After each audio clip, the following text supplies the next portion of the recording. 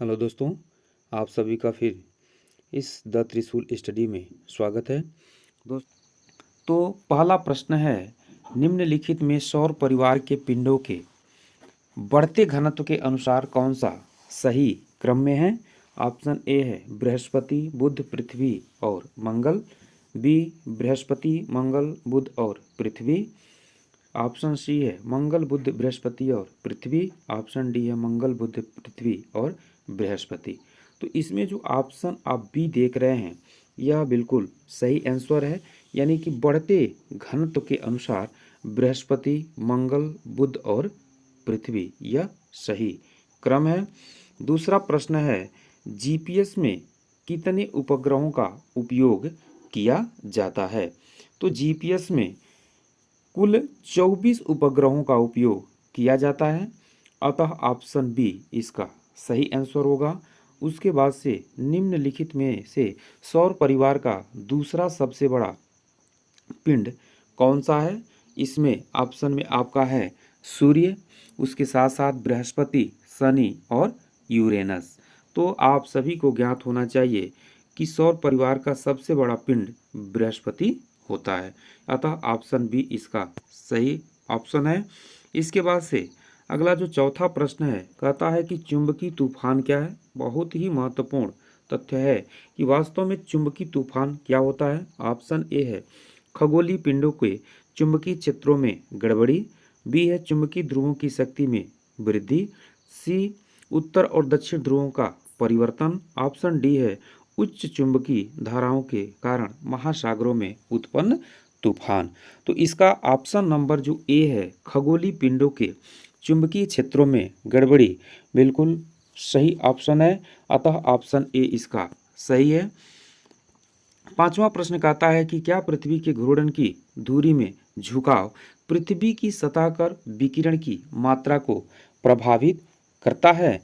Option में है हाँ, अयोग्य, नहीं अथवा पता नहीं है।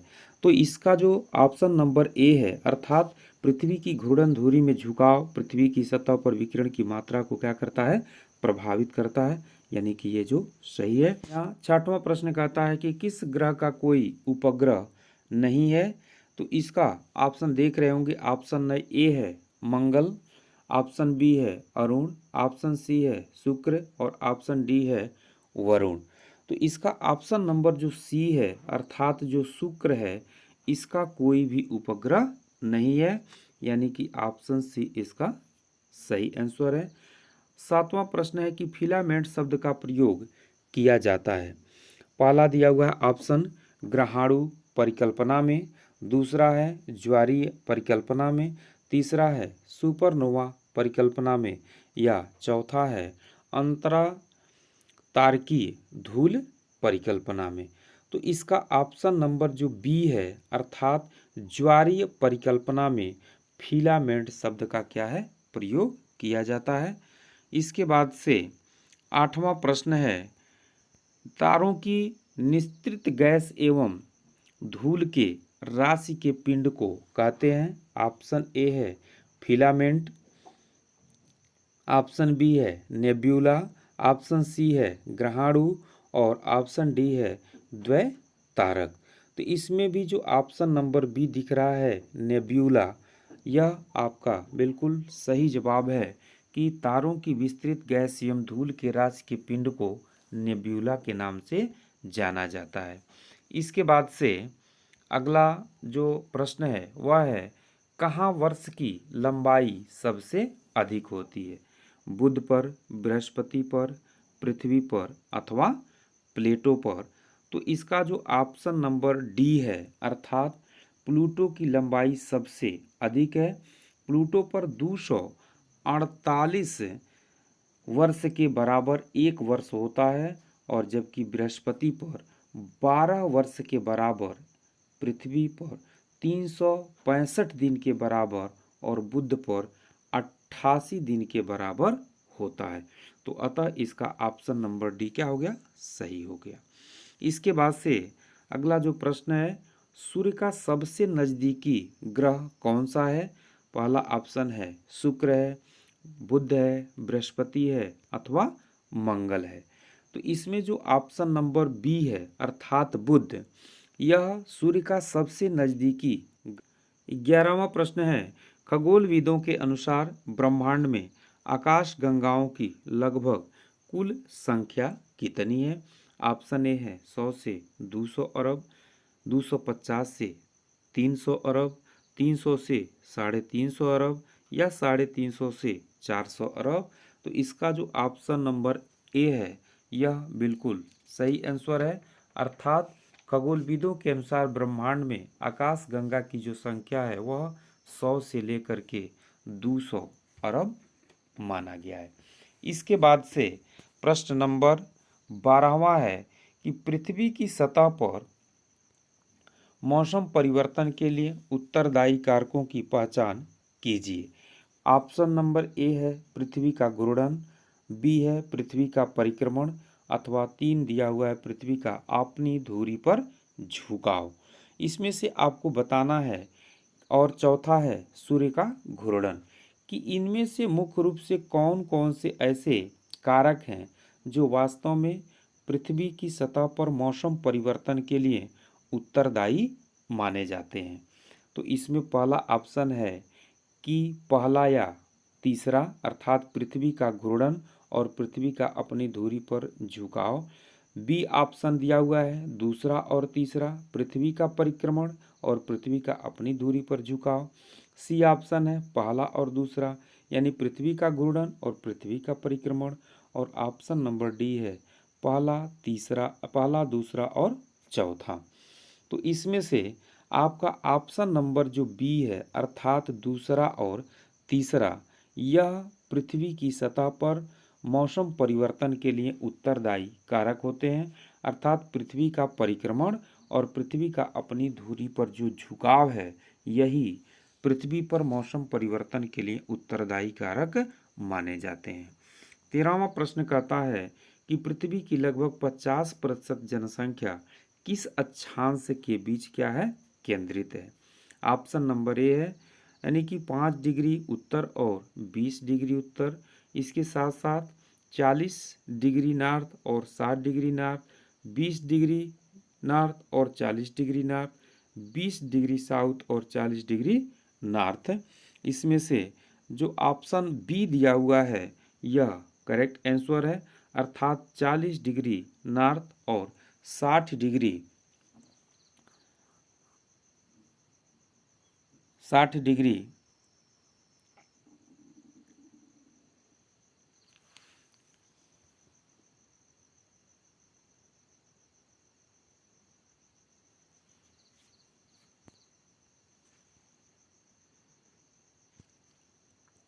13वां प्रश्न कहता है कि विश्व की लगभग 50% जनसंख्या किस अक्षांश के बीच केंद्रित है?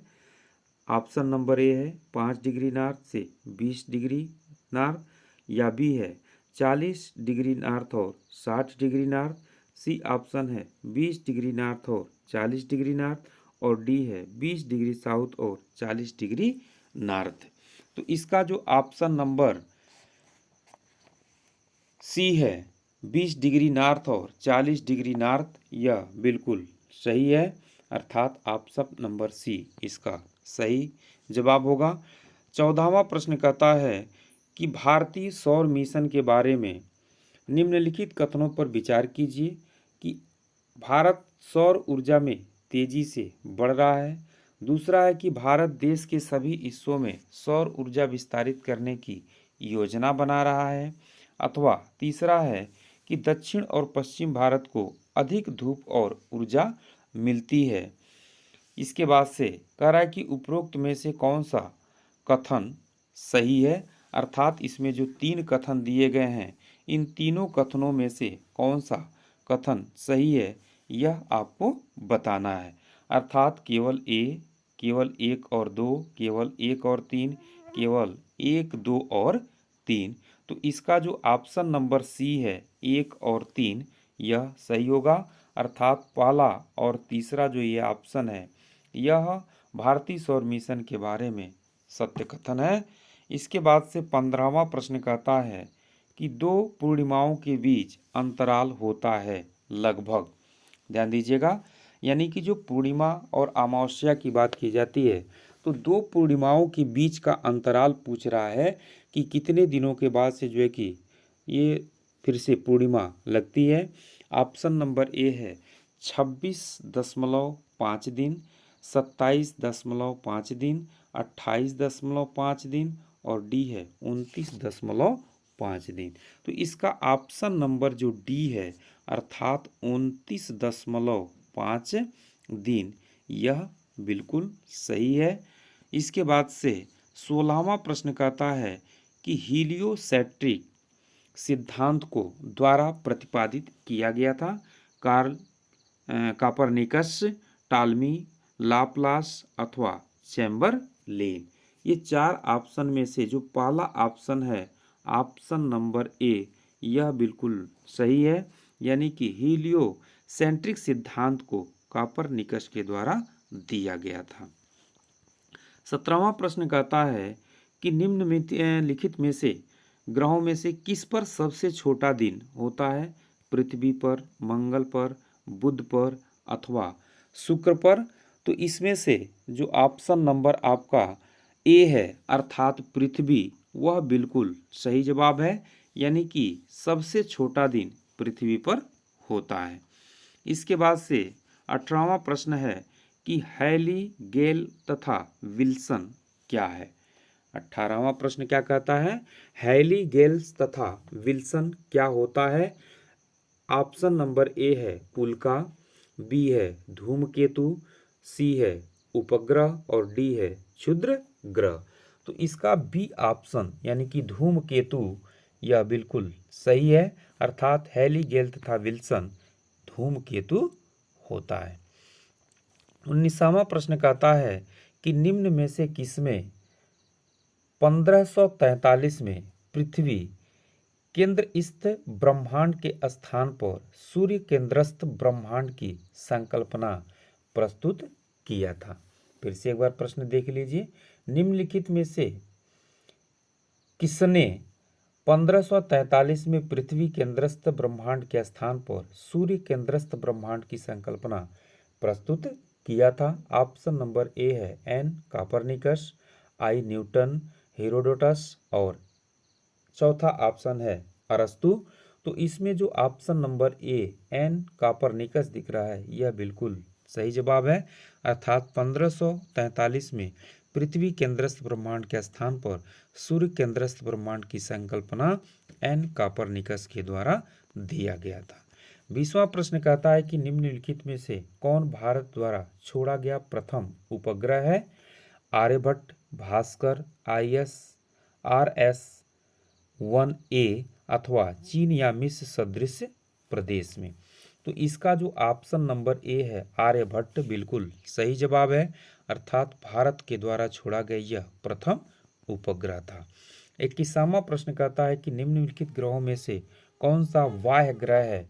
क्योंकि आप लोगों को मालूम होना चाहिए कि यूरेनस इसमें से बाह्य ग्रह है और बृहस्पति, शनि, अरुण और वरुण को बाह्य ग्रह कहा जाता है। इसके साथ ही साथ बुध, शुक्र, पृथ्वी तथा मंगल को आंतरिक ग्रह के नाम से जाना जाता है। तो इस तरह से इसमें जो यूरेनस है यह बाह्य ग्रह के रूप में जाना जाता है। तो ऑप्शन नंबर सी इसका सही जवाब होगा। 22वां प्रश्न कहता है कि एक नाविक के लिए निम्नलिखित में से कौन सा एक अधिक उपयोगी है? पहला है आपका प्रक्षेप मार्केटर प्रक्षेप, ज्वाक्रिय प्रक्षेप, नौमानिक प्रक्षेप और मालवीड प्रक्षेप। तो इसमें से जो ऑप्शन नंबर ए दिया हुआ है अर्थात मर्केटर प्रक्षेप यह नाविक के लिए सबसे उपयोगी होता है, इसलिए ऑप्शन नंबर ए इसका क्या हो गया? सही हो गया। इसके बाद से जो है कि 23वां प्रश्न कहता है कि सौर मंडल का सबसे बड़ा ग्रह कौन सा है? पहला ऑप्शन है पृथ्वी, बृहस्पति, शनि और मंगल। तो यहाँ भी आपको मालूम होना चाहिए कि जो सबसे बड़ा ग्रह है या सबसे बड़ा पिंड है वह कौन सा है? बृहस्पति है। ऑप्शन नंबर इसका जो बी है वह करेक्ट आंसर है। 24 कहता है कि किस ग्रह को पृथ्वी का जुड़वा तारा कहा जाता है? बहुत ही जो है कि फेमस प्रश्न है कि किस ग्रह को पृथ्वी का जुड़वा तारा कहा जाता है। ऑप्शन नंबर ए है शुक्र, मंगल, बृहस्पति और बुध। तो इसमें से ऑप्शन नंबर जो ए है वह करेक्ट आंसर है। शुक्र ग्रह को पृथ्वी का जुड़वा तारा कहा जाता है। ऐसा कहे जाने का कारण यह है कि आकार एवं द्रव्यमान के मामले में यह पृथ्वी से थोड़ा ही कम है, इसलिए इसे पृथ्वी की बहन के नाम से भी क्या है जाना जाता है, अथवा जुड़वा तारा के भी नाम से जाना जाता है। अतः शुक्र इसका सही आंसर हो जाएगा। 25वां प्रश्न कहता है कि जेन्स, टाइटन, हाइपेरियन आदि किस ग्रह के उपग्रह हैं। चूंकि यह उपग्रह का नाम दिया हुआ है जेन्स, टाइटन और हाइपेरियन, यानी कि पूछ रहा है कि यह किन ग्रहों के उपग्रह हैं। पहला है बृहस्पति, वरुण, शनि और मंगल। इसमें 4 ऑप्शन दिया हुआ है, जिसमें से ऑप्शन नंबर जो सी है अर्थात शनि, यानी कि शनि के ये उपग्रह हैं जेन्स, टाइटन और हाइपेरियन। प्रश्न नंबर 26 कहता है कि किस ग्रह पर विशाल लाल धब्बा पाया जाता है। ऑप्शन नंबर ए है मंगल, बी है बृहस्पति, सी है बुध और डी है आपका शनि। तो इसमें जो ऑप्शन नंबर बी अर्थात जो सौरमंडल का सबसे बड़ा ग्रह है बृहस्पति, उस पे ही अर्थात ये धब्बे पाए जाते हैं, लाल रंग के धब्बे होते हैं। तो अतः ऑप्शन नंबर इसका बी क्या हो गया, सही हो गया। 27वां प्रश्न कहता है इनमें से कौन सा युग्म सुमेलित नहीं है। ऑप्शन नंबर ए पृथ्वी 365.25 दिनों में सूर्य की परिक्रमा करता है, जो बिल्कुल क्या है सही है। दूसरा है कि मंगल 525 दिन में सूर्य की परिक्रमा करता है। ऑप्शन नंबर सी है बुध 88 दिनों में सूर्य की परिक्रमा करता है और अरुण 84 दिनों में सूर्य की परिक्रमा करता है। इसमें से ऑप्शन नंबर जो बी आपको दिख रहा है कि मंगल 525 दिनों में सूर्य की परिक्रमा करता है, जो बिल्कुल क्या है गलत है। अर्थात मंगल को सूर्य की परिक्रमा करने में 687 दिन का समय लगता है। अतः ऑप्शन नंबर बी इसका क्या है सही जवाब है, अर्थात ऑप्शन नंबर बी गलत दिया हुआ है। इसके बाद से 28वां प्रश्न है निम्नलिखित में से कौन सा युग्म सुमेलित नहीं है। यहाँ भी देखना है, यानी कि इधर ग्रह दिया हुआ है और दूसरी तरफ दिया हुआ है कि सूर्य से उनकी दूरी कितनी है।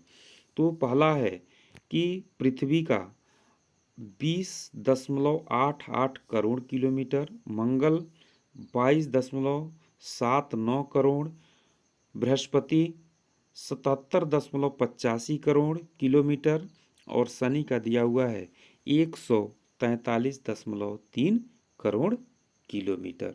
तो इसमें से जो ऑप्शन नंबर ए आपको दिख रहा है यह बिल्कुल क्या है सुमेलित नहीं है, क्योंकि पृथ्वी की सूर्य से औसतन दूरी जो होती है 14.95 करोड़ किलोमीटर होती है। तो इस तरह से ऑप्शन नंबर ए इसका क्या हो गया सही हो गया। इसके बाद से 29 है निम्नलिखित में से कौन एक ग्रह पृथ्वी के सबसे निकट होता है। इसमें ऑप्शन है बुध, शुक्र, मंगल और यूरेनस। तो जो शुक्र है वह पृथ्वी का सबसे निकटतम ग्रह माना गया है। इसके बाद से अनुच्छेद नंबर प्रश्न नंबर जो 30 है वह कहता है कि निम्न में से कौन एक सूर्य के विद्युत चुंबकीय विकिरण की लघुत्तम तरंग लंबाई से बृहत्तम तरंग लंबाई का सही अनुक्रम है। पहला दिया हुआ है दृश्य प्रकाश रश्मियाँ, पराबैंगनी रश्मियाँ, रेडियो तरंग, इंफ्रारेड रश्मियाँ। ऑप्शन नंबर बी है पराबैंगनी रश्मियाँ। उसके बाद से जो है कि दृश्य प्रकाश रश्मियाँ, इंफ्रारेड, रेडियो तरंग। ऑप्शन नंबर सी है पराबैंगनी रश्मियाँ, इंफ्रारेड, रेडियो दृश्य प्रकाश रश्मियाँ और चौथा है इंफ्रारेड रश्मियाँ, दृश्य प्रकाश रश्मियाँ, रेडियो तरंग, पराबैंगनी रश्मियाँ।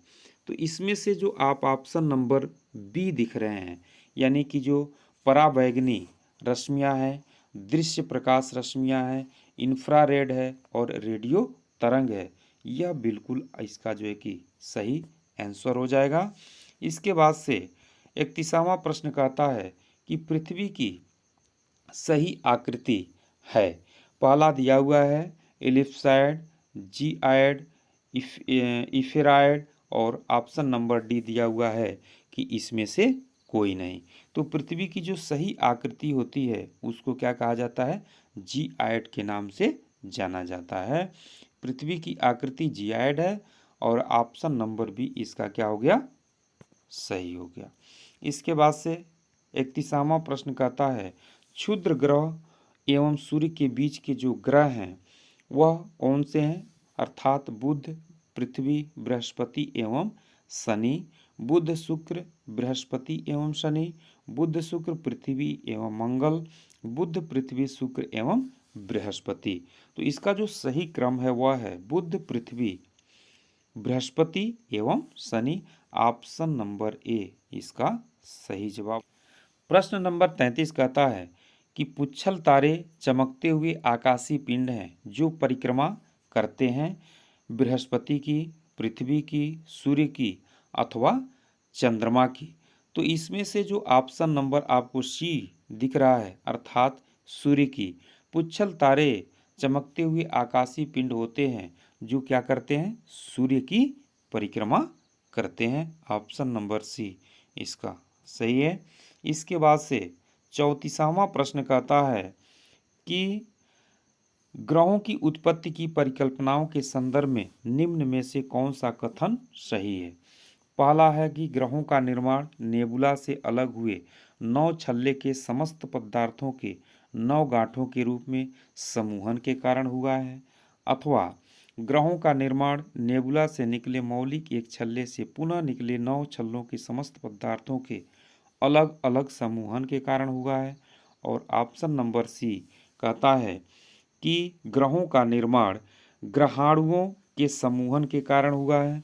और ऑप्शन नंबर जो डी है वह कहता है कि ग्रहों का निर्माण फिलामेंट से हुआ है। तो अतः इस प्रश्न का जो सही जवाब होगा वह ऑप्शन नंबर डी होगा। जेम्स जीन्स की ज्वारीय संकल्पना के अनुसार फिलामेंट से ही 9 ग्रहों की उत्पत्ति हुई है ऐसा माना गया है। अतः ऑप्शन नंबर डी इसका क्या हो गया? सही आंसर हो गया। अगला और अंतिम प्रश्न 35वां जो प्रश्न है वह है कि एक ग्रह की अपने कक्ष में सूर्य से अधिकतम दूरी को क्या कहा जाता है? अपोजी, पेरिजी, अपसौर अथवा उपसौर। तो सूर्य से पृथ्वी की अधिकतम दूरी जो होती है उसको हम क्या कहते हैं? अपसौर के नाम से जानते हैं।